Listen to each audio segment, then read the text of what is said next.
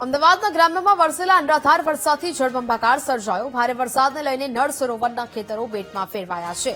નળ સરોવરના ખેતરોમાં VTV ન્યૂઝનો ground zero report. ડાંગરના ખેતરો પાણીમાં ગરકાવ થયા। ખેતરમાં પાણી ફરી વળતા ખેડૂતોએ વ્યથા ઠાલવી છે। ડાંગરનું વાવેતર કર્યું હતું, પરંતુ ખેતરમાં પાણી ફરી વળ્યા છે। દર વર્ષે વરસાદ આવ્યા પછી ખેડૂતો આ રીતે પરેશાન થાય છે। ખેતરોમાં પાણી ભરાય છે। પાણી ભરાવાને કારણે બાવડા કિસાન જઈ નથી શકતા। સરકારે સર્વે કરી સહાય જાહેર કરવાની જરૂર છે। તો અનરાધાર વરસાદથી જળબંબાકારની સ્થિતિ સર્જાઈ। ખેતરો બેટમાં ફેરવાયા છે, જેને કારણે ખેડૂતો ફરી વખત ચિંતિત બન્યા છે।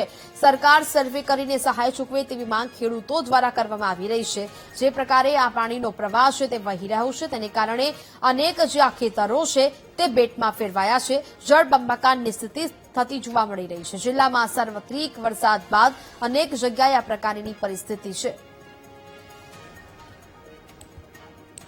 ફરી એકવાર ખેડૂતોને પડ્યા પર પાટા જેવી સ્થિતિ જોવા મળી રહી છે। ભારે વરસાદથી નળકાંઠાનો વિસ્તાર પ્રભાવિત થયો અને એ ખેતરો કે જે હવે બેટમાં ફેરવાઈ ચૂક્યા છે।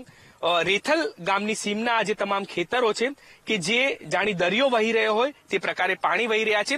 ડાંગરનો પાક કર્યો, પરંતુ આ પાક પાણીમાં ગરકાવ થઈ ચૂક્યો અને ક્યાંક ખેતરો છે તે બેટમાં ફેરવાઈ ચૂક્યા છે। એટલે કે ખેડૂત કે જે જગતનો તાત કહેવાય છે તેના પર ભારે હાલાકી અને પરેશાની પડી, કારણ કે અહીં પાણી એટલા ફરી વળ્યા છે। ખેતરો બેટમાં ફેરવાઈ ચૂક્યા છે અને ખેડૂતો આપણી સાથે છે, તેમની સાથે વાત કરવાનો પ્રયાસ કરીશું કે આખરે હવે ફરી એકવાર જ્યારે ખેતરો બેટમાં ફેરવાયા છે। શું નામ છે આપનું? મારું નામ વાઘેલા અનિરુદ્ધસિંહ છે, ગામ રેથલ। અનિરુદ્ધભાઈ, આ ખેતર છે, પરંતુ લાગતું નથી કે ખેતરો જાણી દરિયો વહી રહ્યો એ પ્રકારનું છે। શું પાક વાવ્યો હતો ને કેવી નુકસાની છે? પાક આમાં ડાંગર વાવી હતી અને આ દર વર્ષની આ સમસ્યા છે। અમારે પાણીનો નિકાલ આમાં છે જ નહીં। આ સિઝન ડાંગરની તો ગઈ શિયાળુ પાક બી નહીં થાય, ઘઉં બી નહીં થાય। 4 મહિના સુધી સતંતર તમે જોઈ શકો છો, ચારે બાજુ પાણી પાણી। અને આ એક રસ્તો છે ખાલી ઉપર, બાકી હું બી અંદર ડૂબી જાઉં એટલું અંદર આ ખેતરની અંદર પાણી છે। આનો કોઈ નિકાલ જ નથી। વર્ષોથી આ સમસ્યા થાય છે અમારે। પાણી તો 4 મહિના લાગશે ઉતરવામાં। આમાં શિયાળુ પાકે નહીં થાય। ચોમાસુ પાક તો ગયો જ ગયો, પણ શિયાળુ બી પાક આમાં નહીં થાય। એટલે અમારે ખેડૂતોને તો બસ એક જ માંગ છે, હવે તો એક યોગ્ય વળતર મળે તો સારું। કેટલું નુકસાન થાય છે, કારણ કે ડાંગર વાવીએ તે બિયારણ લાવવું, તમામ ખર્ચ કરવું, અને હવે આ પ્રકારે જયારે વરસાદમાં બધું ધોવાઈ જાય, કેવી પરિસ્થિતિ ને કેવી હાલાકી થાય? અહીંયા અત્યારે 1 વીઘે 15 થી 20 હજાર રૂપિયાનો ખર્ચો લાગે છે। ડાંગરનો પાક તમામ ધોવાઈ ગયો છે અને હાલ આ પાણી ખાલી કરવા માટે કોઈ નિકાલ નથી અહીંયા આ જગ્યા ઉપર। અને આ આજની પ્રોબ્લેમ નથી, આ વર્ષોથી 30 વર્ષથી આની આ પ્રોબ્લેમ છે। 30 વર્ષથી આ પાણીનો નિકાલ નથી કોઈ। અને ખેડૂતોની હાલત એટલી ખરાબ છે કે એની કોઈ સીમા નહીં। અહીંયા દિવાળી સુધી આ પાણી ખાલી થવાના નથી। હવે રવિ પાક પણ નહીં થાય।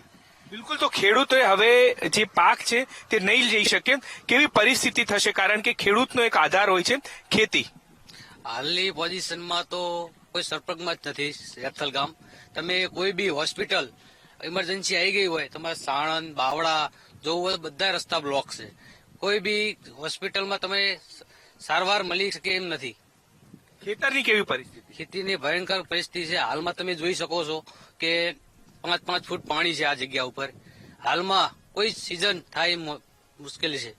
બિલકુલ, તો પાક લઈ શકે તેવી પરિસ્થિતિ આગામી 6 મહિના નહીં થાય, કારણ કે આ જે દ્રશ્યો છે તે કોઈ નદી કે દરિયા હોય તેવા પ્રકારના છે, પરંતુ આ એ દરિયો કે નદી નથી। ખેડૂતોના ખેતર છે કે જ્યાં પસીનાની જે ખેતી કરી હતી, પરંતુ તે ભારે વરસાદને કારણે પાણીમાં ગરકાવ થઈ ચૂકી છે। ખેડૂતોની માંગ છે કે તાત્કાલિક સર્વે થાય અને તેમને સહાય મળે। કેમેરામેન દશરથ ઠાકોર સાથે દીપક સોલંકી, વીટીવી ન્યૂઝ, નળ સરોવર।